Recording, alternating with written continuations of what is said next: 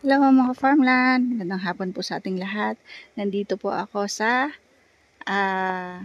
Nagcarlan, Laguna. So ang property po ay along river. Yan po, riverside. Tsaka po along Barangay Road. Ang property ay simula po dito. Yan po yung boundary. Ayan po yung river. So may easement naman po yan. Ayan, ginawa na nga po siya ng pinaka flood control. Papunta po doon. Yan. Estimated po, ito po ay 65 meters frontage na tabi ng cemented road. Hanggang dun po sa pabundok yung property. Ito po ay may bahay pero sa ngayon po ay pinapaupahan na lang po nung may-ari ng lupa.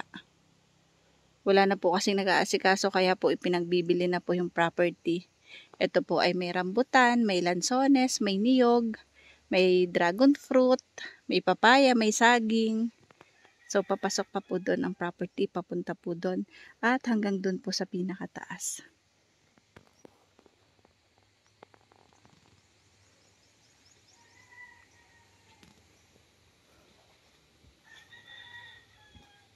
Akayat po ako doon sa may kalsada para maipakita ko po yung pinaka-boundary.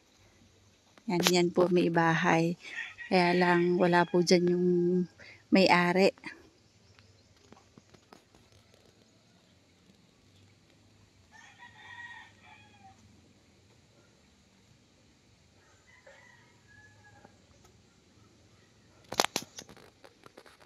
Ganda ng klima dito sa Nagcarlan, Laguna mga ka-farmland kasi malamig. Tapos madami pong ilog.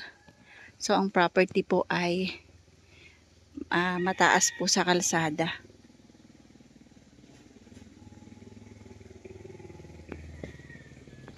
Yan, hanggang dyan po yung pinaka-property. Diretso po dun.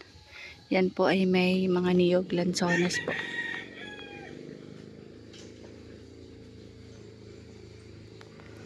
May linya po ng kuryente.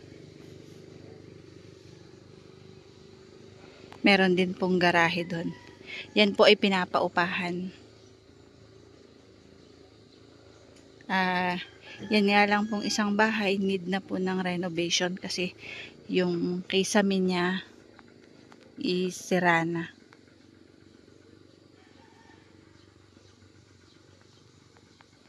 Tara, atin pong pasukin itong 7,000 square meter. Napuno po ng lansones, rambutan. At kung makikita nyo, napakadami pong bunga ng rambutan.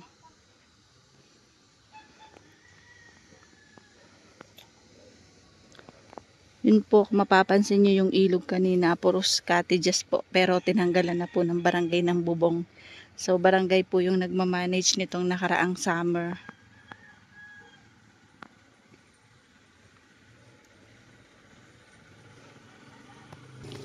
Ito po yung isang bahay. May linya na po yan ng kuryente. Meron din pong source ng tubig. Kaya lang po, yan, kung mapapansin nyo, need na po ng renovation.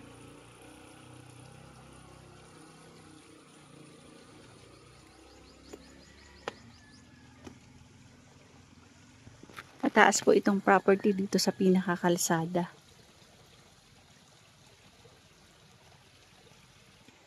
Ayan, so ito 65 meters po yung pinaka-frontage niya sa kalsada. Ayan po yung ilog. Ito yung kanyang harapan. Ito po ay located po dito sa Nagcarlan, Laguna.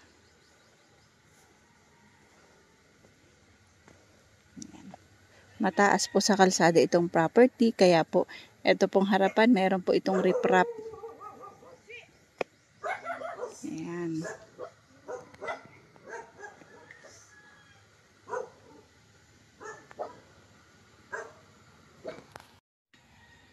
Ayan po. Kung makikita nyo po yan, Yan po ang rambutan. Madami pong rambutan. Yan po ang dragon fruit. Meron din pong bulaklak. Kalamansi. Yan ang mga rambutan. Madaming bunga. Ito po ay 7,000 square meter po. Na located po dito sa barangay ng Maiit, Nagcarlan, Laguna. May source ng tubig, may linya ng kuryente, may signal ng cellphone at internet connection. Siguro po mga 100 meters po from doon sa highway National Road po ng Kalumpang, Nagcarlan. Yan, meron pong garahe na ang kayang ipasok ay 2 sasakyan. Yan po yung isang bahay.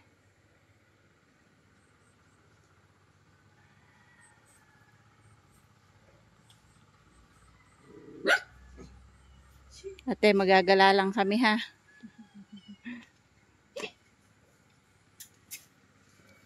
Ito makikita nyo, slope ang lupa.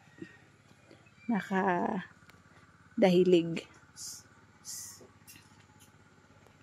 Matubig dito mga ka-farmland. Ang daming hose.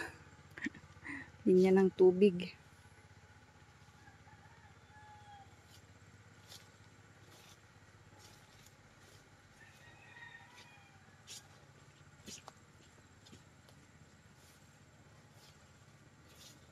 Ayan. Ito na po kami sa property sa itaas. Bababa pa ang rambutan.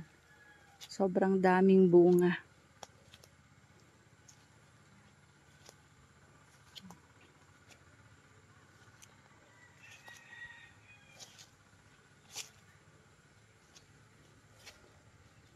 Slope po yung property.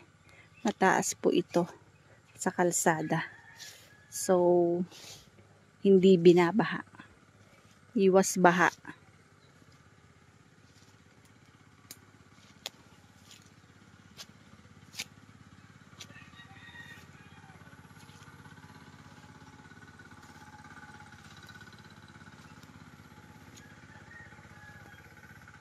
Ayan po ang mga niyog. At pinapabukuhan nila.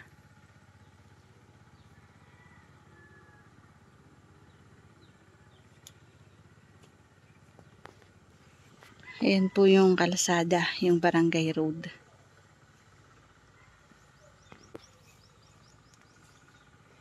Ito po ay mountain view.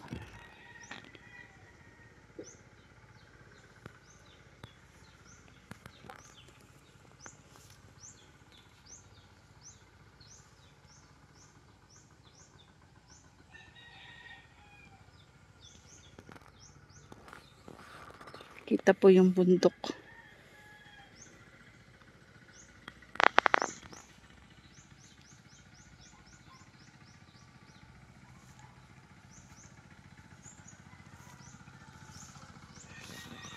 Ito naman may lansones.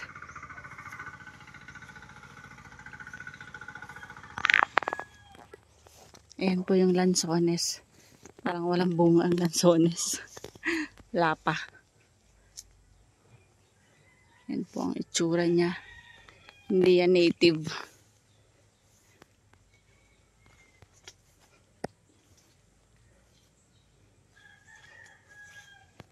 May part na patag naman dito sa pinakataas. So, mountain view po ang Banahaw. Ayun. Ang ganda.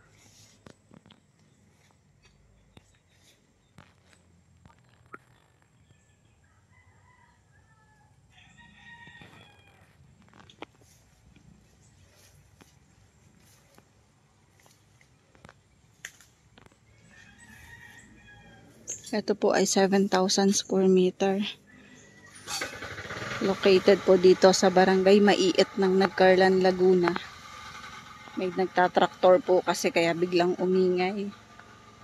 Madami pong tanim, lansones, rambutan, papaya, niyog, kalamansi, dragon fruit.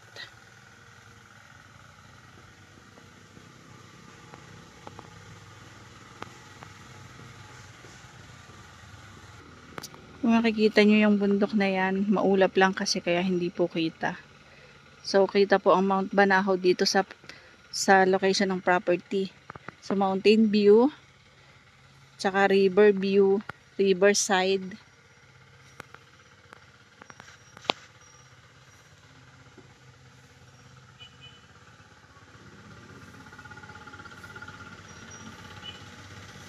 Ang presyo nito mga ka-farmland ay 1,500 pesos per square meter. Maganda po kasi yung location ng property. Tsaka, ito po located po dito sa Nagcarlan, Laguna.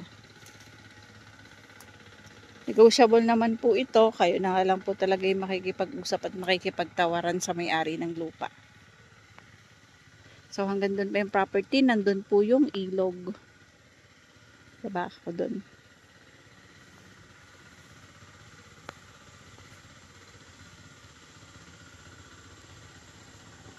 Na yan? Malaki dapat. Hindi ako nakainin. Baka walang laman. Parang ano. Ba't may amoy na? So, parang nalaglag na nga po. Kaya nga po. Ano pa to? Bubot pa to. Pero ba't may amoy na siya?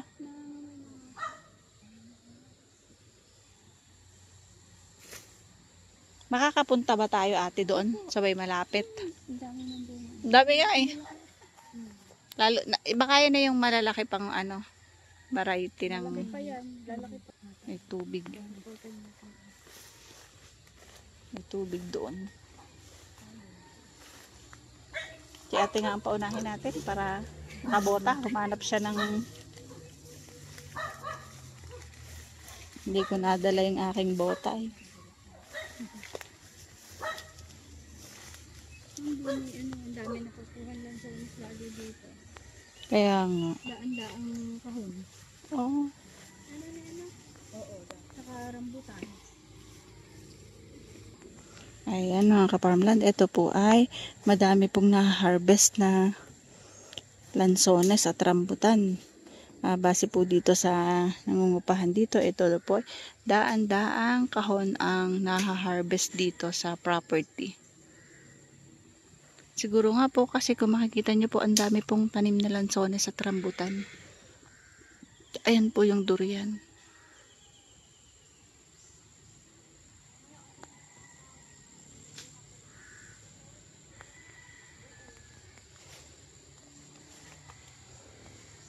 Ayan, sako pa po ng property dyan.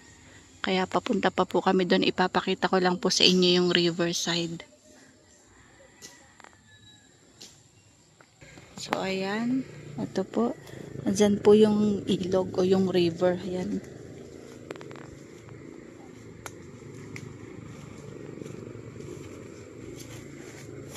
Flat and slope po yung property. Pero madali po siyang i-develop. Yan. Yan po ay lansones.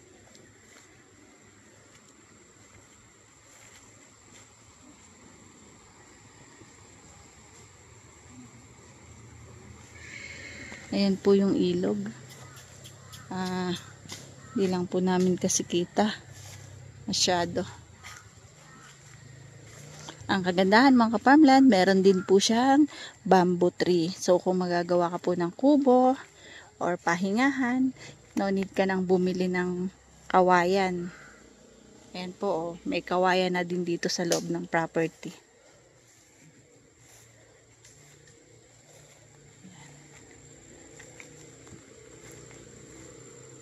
Ayun yung ilog, oh. Pag summer, ang ginagawa po ng mga opisyalis ng barangay dito, nagtatayo sila ng pinaka cottages dyan. Para po yung sa mga maliligo dito sa ilog, meron po silang tatambayan.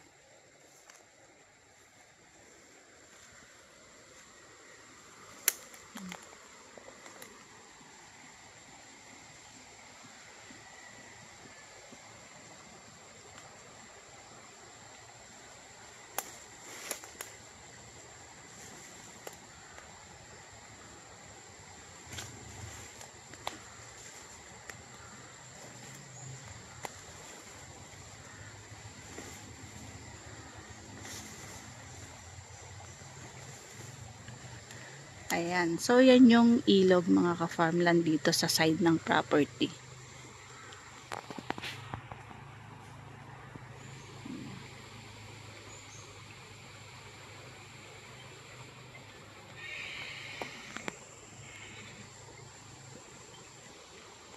Ayan po. So, para po dun sa mga gusto pong magkaroon ng farm lot na may mga fruit bearing na gusto po ay tabi po ng barangay road. Malawak naman po yung barangay road tapos tabi po siya ng river. Siguro isa na to sa pwede ko pong mai-offer sa inyo.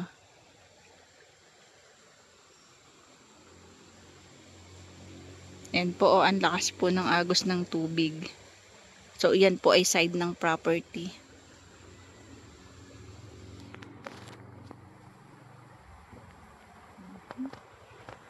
So, ang property, papunta pa po doon. So, pupunta pa kami doon sa area sa itaas po.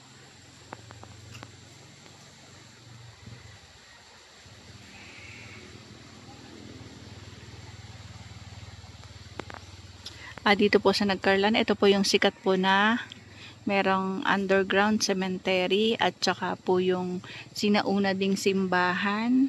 Tsaka po yung gawaan po ng mga sweet candy at saka po mga tinapay. So dito po yun, dito po na make up po ang mga magtitinda ng mga tinapay, kagaya po ng mga paborita, oraro, baraha, mga ganun. Mabilis po kasing tumaas ang damo lalo po at naulan. Basta po't nag-uulan, ang bilis pong lumamba.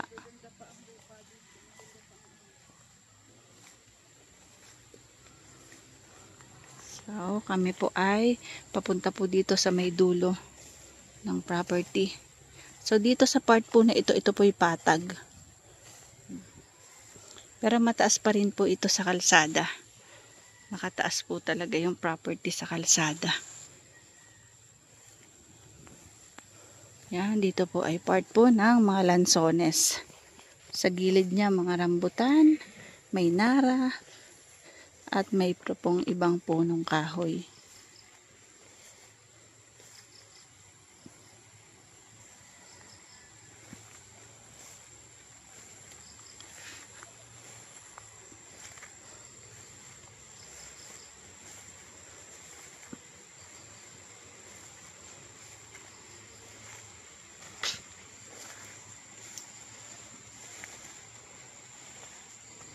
Ayan po yung river.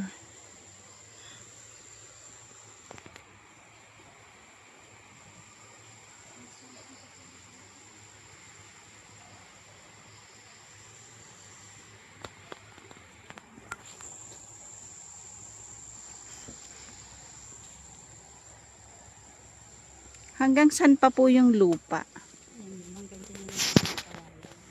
Yun yung kawayan na yun. So hanggang doon na lang yung property sa... Pero ito kasama pa, ano po? Yan, hanggang doon po sa kawayan na yun. Flat po yung area dito. Patag po yan.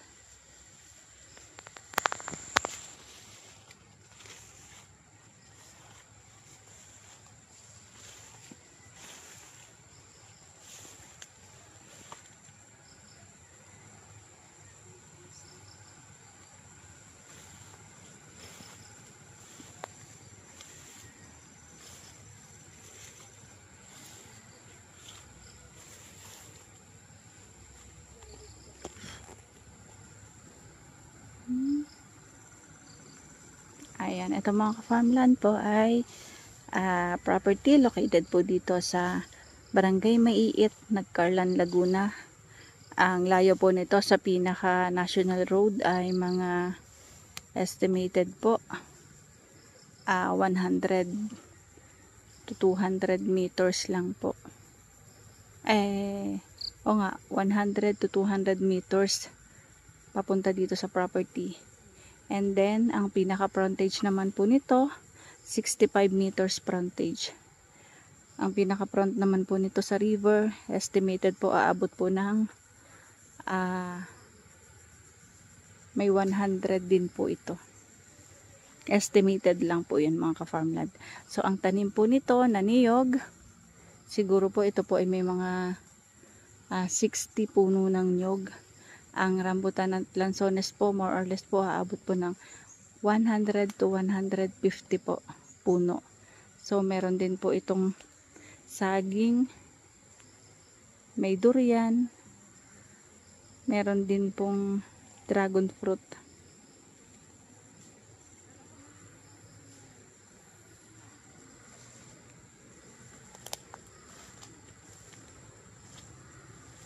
Mga ka-farmland, ito po ay tax declaration. 1,500 pesos po per square meter. Negotiable po. Ang presyo po dito sa Nagcarlan ay medyo mataas na din po. Anytime naman po at may interested po, pwede naman po makikipag-usap sa may-ari ng lupa about po sa presyo. Lagi ko lang po sinasabi, yun lang po kasi yung sinasabing presyo ng may-ari ng lupa. Yun yung pinaka-asking nila. So, if ever po na may buyer na interesado dito, willing to negotiate naman po yung may-ari.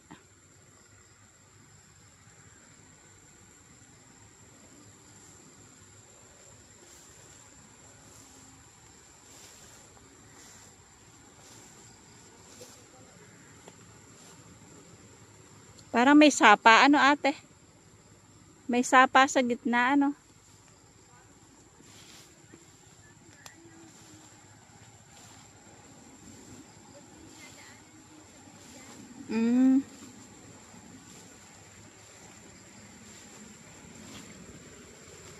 Ayan po mga ka-farmland. So, yan po ay may sapa dito sa gitna ng property. May maliit po na sapa na connected siya galing doon sa mga tubigan. So, ang property, sako pa po yun. Ate, yun nasako pa? Hanggang dito lang. Hanggang dito lang po ang property sa ayan. Hanggang doon lang sa may rambutan. So, ito naman po ay kung gusto pong malaman yung pinaka-boundary, need lang po ng relocation. Relocation survey bago po bilhin para po sure kung alin po yung pinaka-property.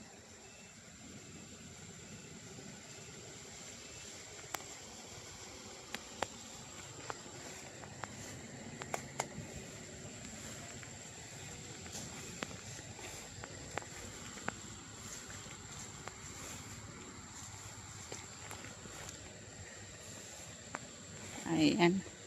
Andito na po tayo sa pinakadulong area. Hindi lang po kami makatawid doon kasi wala po tulay itong pinaka ano dito, nakabatis. So ito mga ka-farmland ko yung property. 7,000 square meter po. Tax declaration 1,500 pesos per square meter, negotiable po. 65 meters po yung frontage sa kalsada at ang estimated po na frontage naman dito sa riverside ay nasa 100 meters po. So, paano mga ka-farmland? Bye-bye po. See you for the next videos. God bless po sa ating lahat. Bye-bye.